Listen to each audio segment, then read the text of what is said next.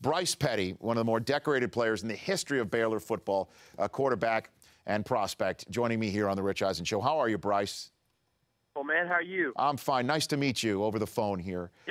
Yes, sir. Yes, sir. That's kind of the way to meet people nowadays, huh? I guess so. Before we get into the you of it, I'd love to get into the Winston of it and what you were thinking as you were watching this byplay between him and Jim Harbaugh. You were sitting right there in the room. What were you thinking as this conversation was going on?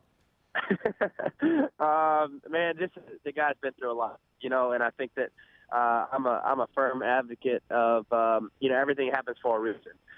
Mistakes, things that you're successful at, whatever it is, you can always use that for good. And I think that Jameis has kind of turned that leaf and, being there and seeing kind of how Coach Harbaugh took it apart and what he thought about it, I think was actually really helpful for Jameis in the fact that, just own it, and, don't lie about anything, be honest and upfront. And if, you're, as far as turning that leaf, if you're really wanting to do that, I think that people find that, as far as kind of a weird word, but attractive, in a sense that, you're willing to change, you want to change, you've made mistakes and you're owning up to it. That's part of maturing. That's part of growing up. Bryce Petty, Baylor quarterback, joining me here on the Rich Eisen Show. But were you like me, sitting there just like reaching for the figurative popcorn, just munching it, listening to this conversation?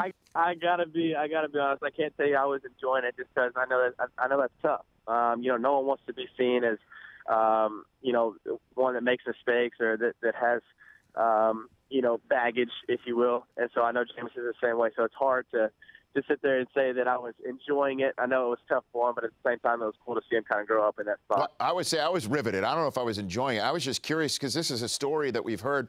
But anyway, let's get to you. You're sitting there also. Harbaugh was talking to you and Winston saying to check your desire to take another man's job, because that is essentially the one way to describe what you're attempting to do when you get into the National Football League.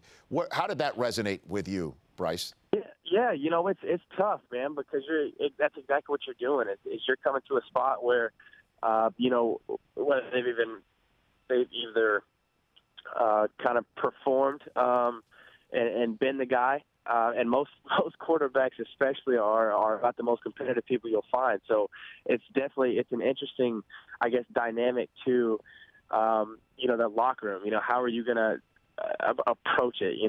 Is the guy going to be helpful? Is he not? Are you going to do it on your own?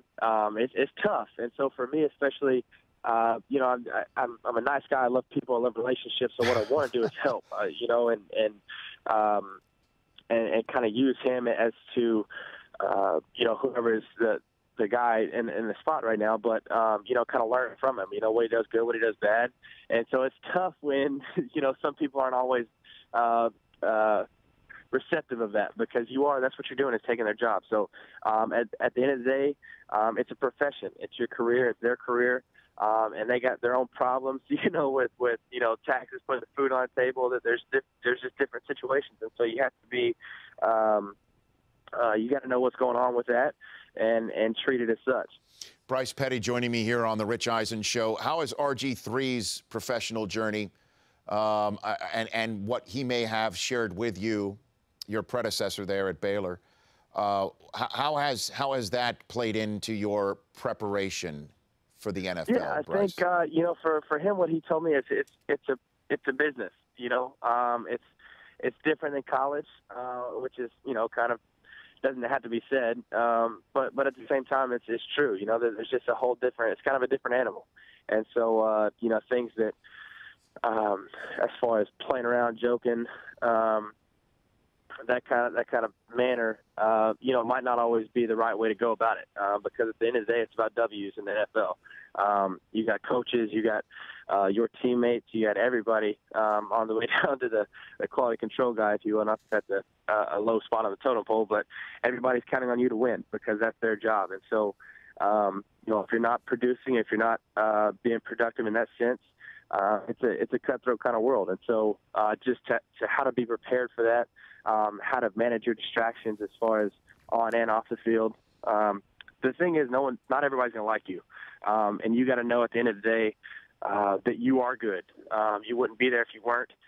You wouldn't be there if they didn't believe in you. So you got to make sure that you take the criticism for what it is, but you still stay true to who you are and know that you, like I said, that you are good and you can play the position. Yeah, back-to-back Big 12 championships, Big 12 Offensive Player of the Year in 2013, a Cotton Bowl record 550 yards against Michigan State this past New Year's Day. I mean, those are things, the proverbial things they can't take away from you, Bryce Petty. So what have you heard about your draft status 1 week before the draft begins?